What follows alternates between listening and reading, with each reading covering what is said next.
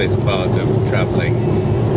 The mornings are always the best, and especially if it's sunny and everything's fresh and I'm fresh and ready to go, and I don't know, the world is full of possibilities, and I love taking a road that I haven't driven before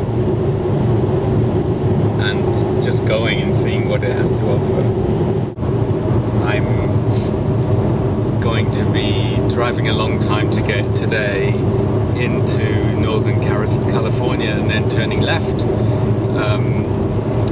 and going to Reno, Nevada, heading south, then in Nevada to wind up in Tonopah.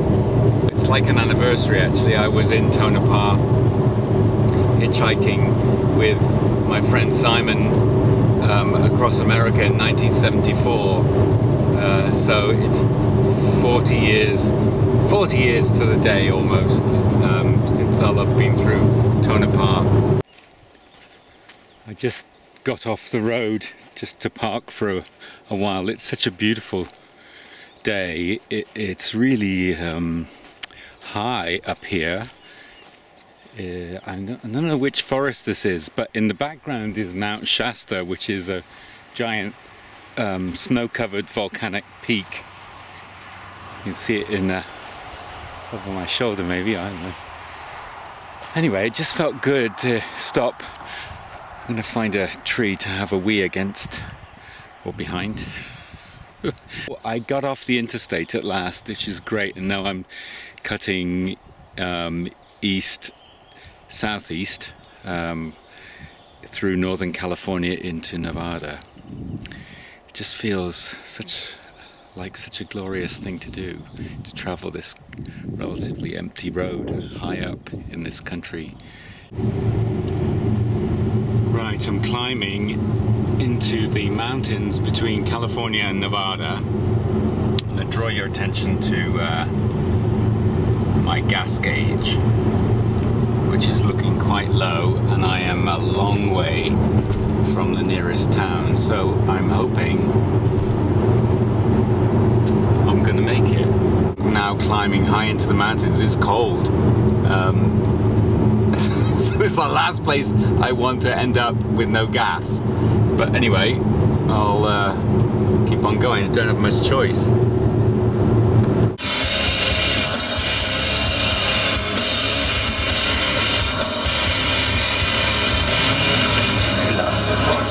Fleisch ertrinken, Fisch und Mann zur Tiefe sinken. Let's do something to kill the boredom. Ist kein Licht am Horizont. Why not listen to some German metal?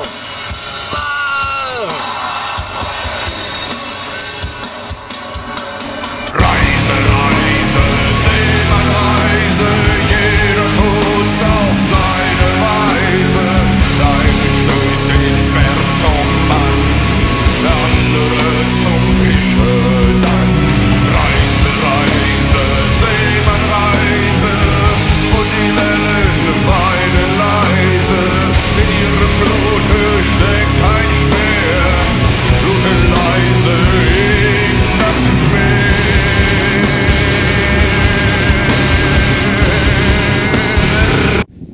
This really is the loneliest spot. It's in northern Nevada. I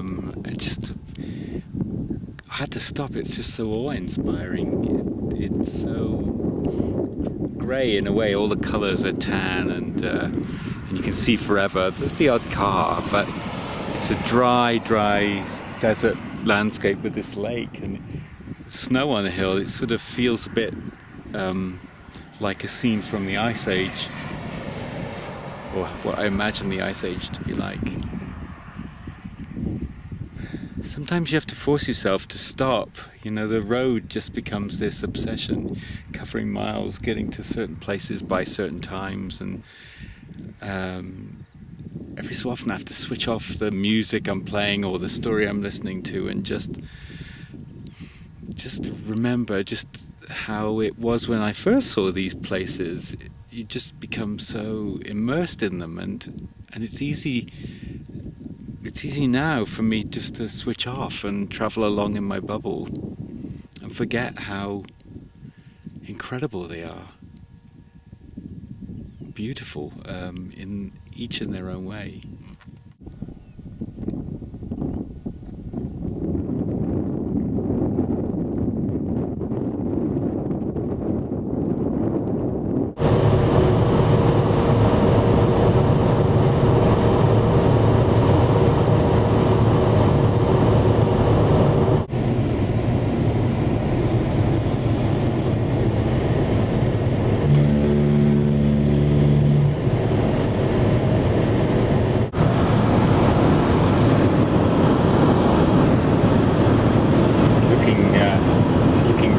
Black over there.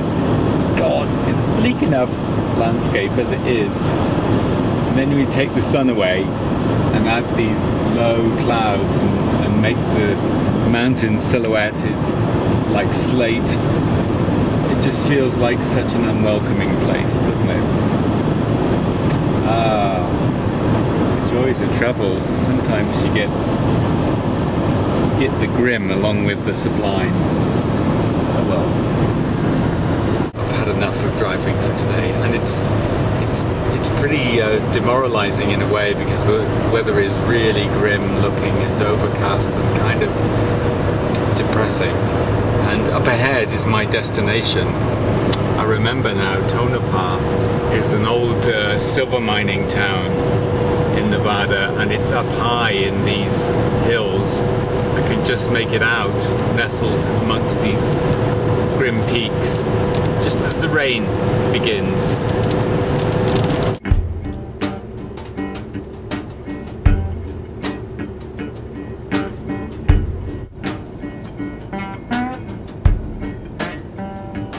Well, I hear the trailer coming, rolling around the bend. I ain't seen the sunshine since I don't know when, 'cause I'm stuck in Folsom Prison. Time keeps dragging on. You know when a place feels all wrong? Well, this does. Tonopah, Nevada, it all comes back to me now. I was here 40 years ago when it was sunny. It was bad enough then, and I'm back again today, and it's cold and windy and stormy, and it's such a shithole, and everything about it feels wrong. Anyway, the hotel is full, the only hotel I was thinking of staying in. I don't want to stay here anyway. I went to the washroom, worst washroom in the world. Here it is, I'm going to take you in. Look at these steel reinforced condom machines, and the floor is like, I don't know. Oh, I suppose it's not bad. I've been in a lot of washrooms. I'm so frazzled from driving, but I think I'm just going to carry on across the desert to Las Vegas and stay there. At least I can get something to eat, and I don't know where I'd eat in this place. Oh well, I gotta go.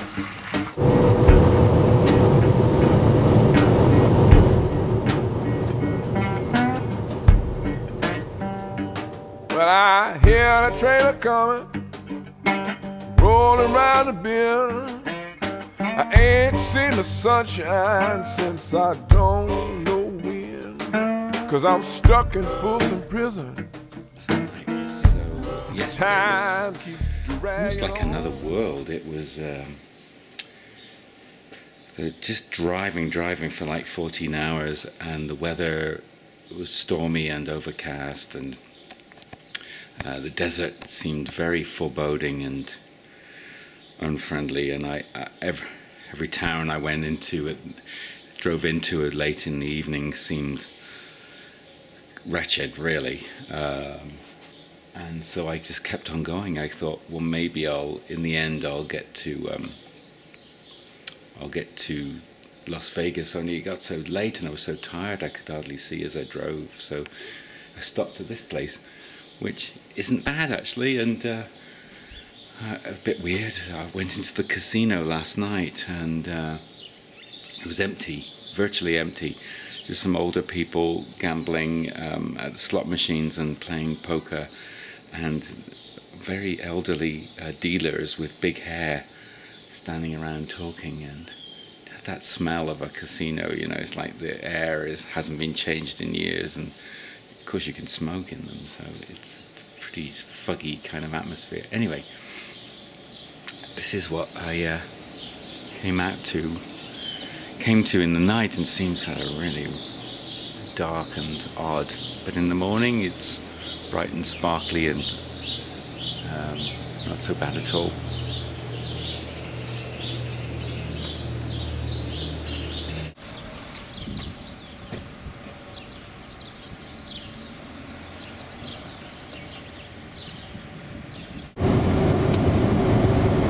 It's my third day of driving. It's the late afternoon and I'm getting close to southern Arizona. Well, I'm in southern Arizona near Tucson, and soon I'll find a turnoff, I hope, to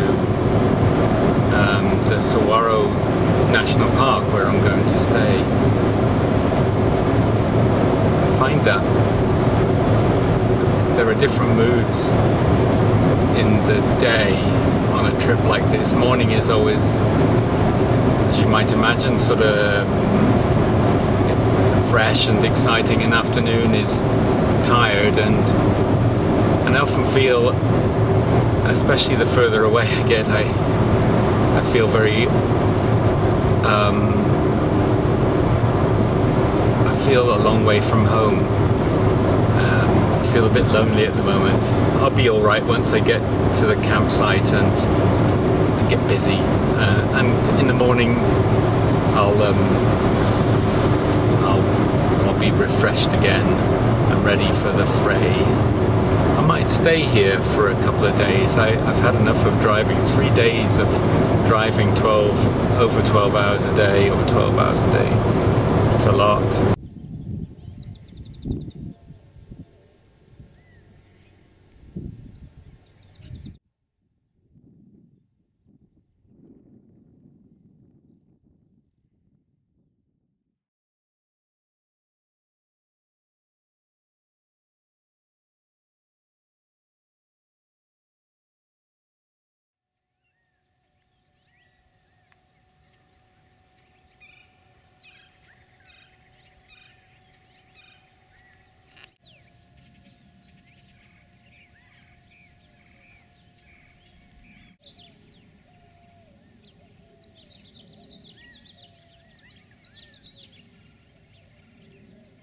Walking on a trail in the Sonoran Desert in the Saguaro National Park. It's beautiful, but it is unbelievably hot. There are stories that the cactus is meant to remind people of themselves, and to take care of the cactus is also a reminder to take care of yourself. And there's the stories that at the evening, as you look on the hills, the cactuses become more and more like people, and they do. They're crowds of people. They look like families sometimes, family groups, or you can see human form in their shapes. Look at these. There's a man and a woman embracing a baby in the middle. At least that's my interpretation.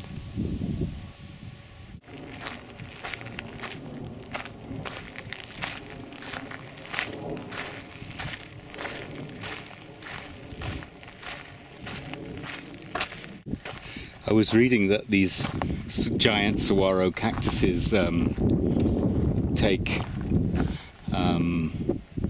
about 75 years to become fully grown, and it takes many years for them to start flowering, and then they just collapse eventually, and it's almost like you see their skeletons in the desert, and their flesh is gone, but there's like a skeleton underneath, these beautiful sculptural wood, and it too eventually just melts into the desert, as though they're just dissolving back to where they came from.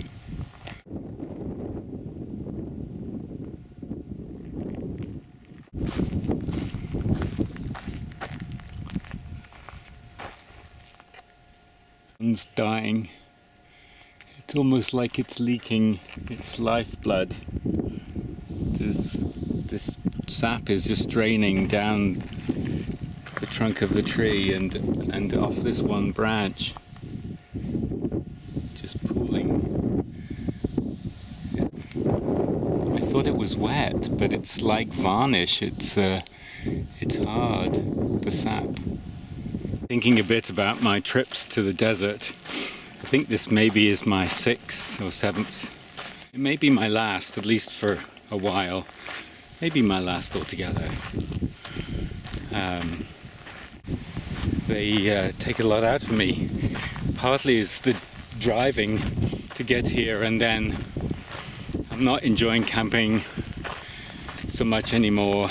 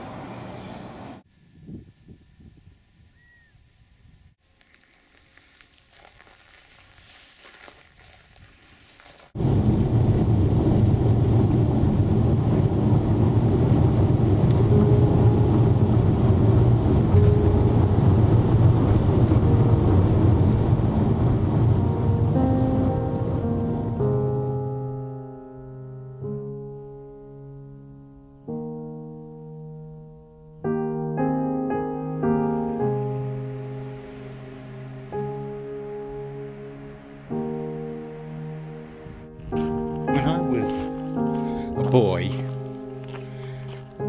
I suppose about 7 or 8 years old, I loved cowboys and Indians. I think it was the Lone Ranger that started it, to be honest. It really was. But I loved this landscape of desert and rocks, and as I saw it through a boy's eyes, kind of game they played. Kind of deadly hide and seek. When we played it as children, I think I was always an Indian. I have a vague memory of putting a tea towel over my head and tying my dad's tie around it, thinking I was an Apache. And I remember a neighbour asking if we were little Arabs. It's really remarkable to be here in the Chiricahua Mountains, where the Chiricahua Apaches lived, and it's extraordinary. It's both exactly what I imagined and more. I mean, these are exactly the kind of trails I imagined as a kid. You know, hiding. I mean, this is, for a child, it's a game. Maybe for the Apaches it was kind of a game as well. I don't mean that to trivialize the struggle that they had, but maybe there was a sort of excitement in living in this place and knowing it better than the white guys. The trail is cut into the side of the canyon, and it winds down amid these sculptural monoliths. This rock is incredible. I think if I'd lived here hundreds of years ago, I would have felt this was a really special place. No wonder the Apaches fought so hard to keep their way of life. I can't imagine what it was like for them to know that they were under this threat, and the threat meant not only taking their land away, but moving them to some awful, dry, flat reservation somewhere in Oklahoma. After living for generations in this marvelous place, I can't imagine how painful it must have been for them.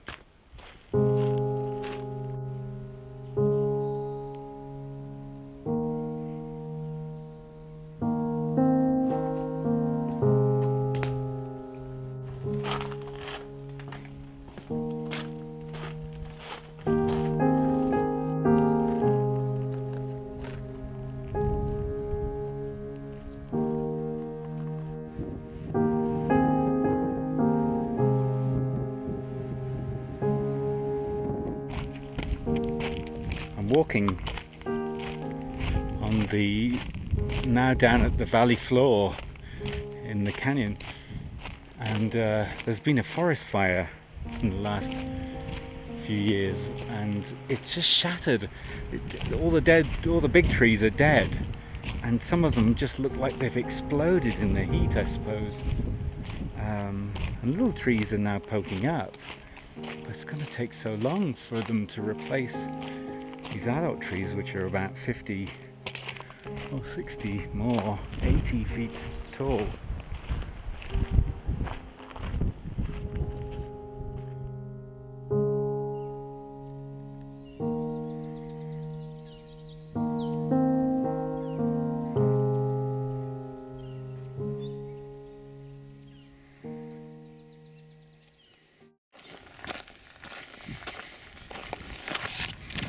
I'm walking in a beautiful area of the Chiricahua Mountains, taking a trail to the ruin of Fort Bowie, which was built in the 1800s, late 1800s, to protect the route of the wagon trains and settlers coming west, to protect them from the Apaches. Apaches led by Cochise and Geronimo, pretty fearsome characters, I think, and there were many clashes here. Eventually Geronimo surrendered and essentially put an end to the need for a fort. Can't for the life of me imagine how people survived here. There's no sign, I mean, there are dry washes, but there is no sign of water anywhere. Well, how ridiculous. I mean, obviously they survived and there are loads of signs of water, I suppose, but for me, I would last a day maybe. It's beautiful though. I'm the only person here, and loads of birds and flowers. It's like a paradise. It's like a desert paradise in a way. The cemetery was built here originally. It didn't have a fence around it. It's just built here in this place outside of the fort. It began before there was a fort built. Cavalry officers, men who were killed in action and probably through sickness on the trail here were buried here, and as the fort was established, there were also Apaches living within the fort at times, and some of them are buried here, including Geronimo's son.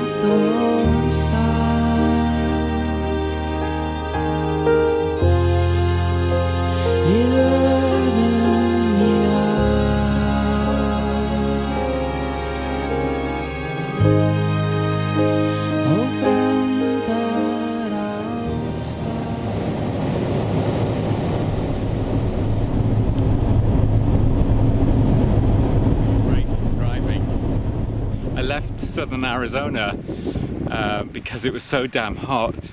I thought if I went to another region, maybe it'd be better, and indeed the temperature is a bit better, but there's a sandstorm happening.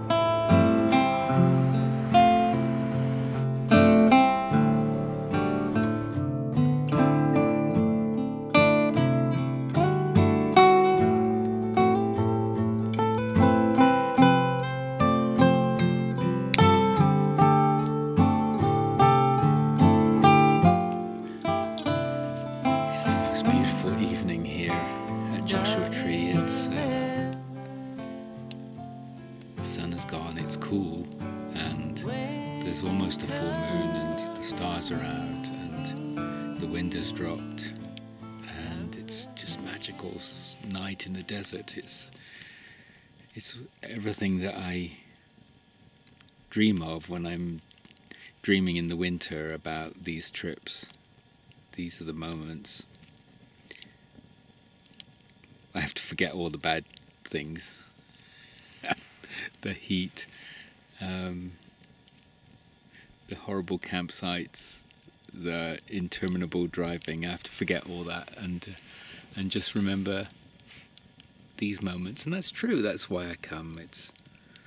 It's for moments like this. I think I've fallen in love with Joshua trees. I just love all even more than saguaro cacti, they remind me of people. And I just found a mother with her babies. Isn't it? I think they're brilliant. They're everything a Joshua tree should be. I love this one.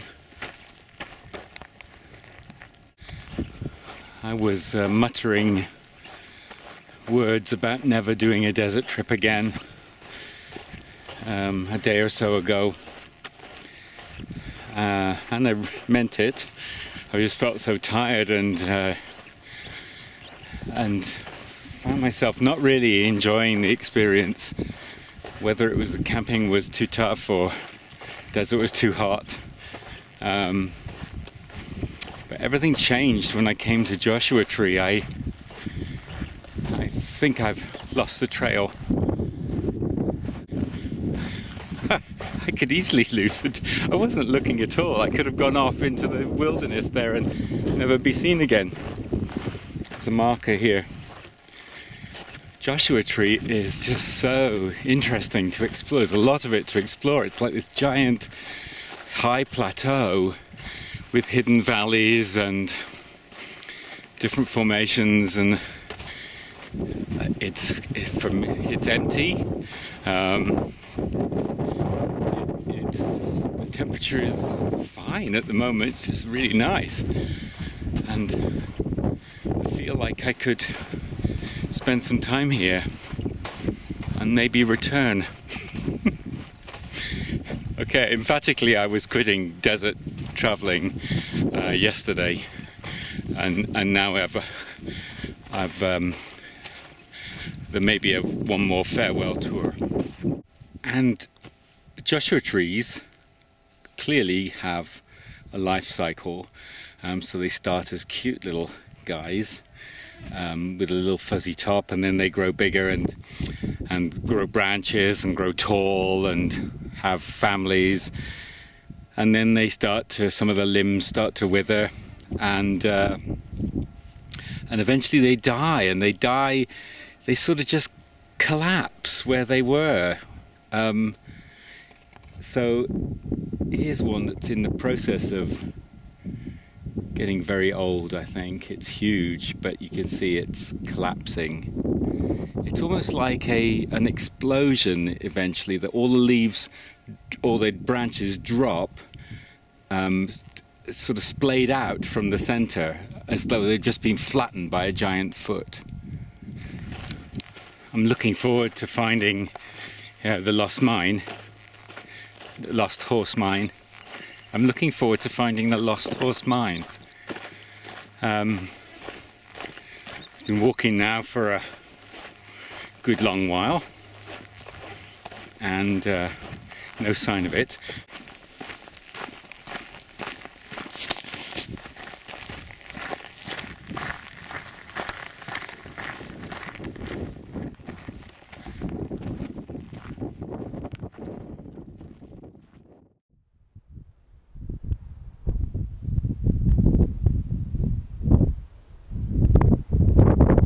Call me one-track minded, but does this not remind you of the landscape that the Lone Ranger used to hide out in?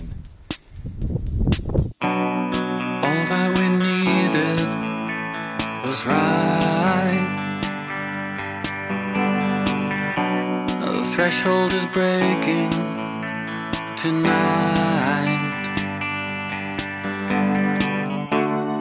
Open to everything, happy and sad. Seeing the good when it's all going bad.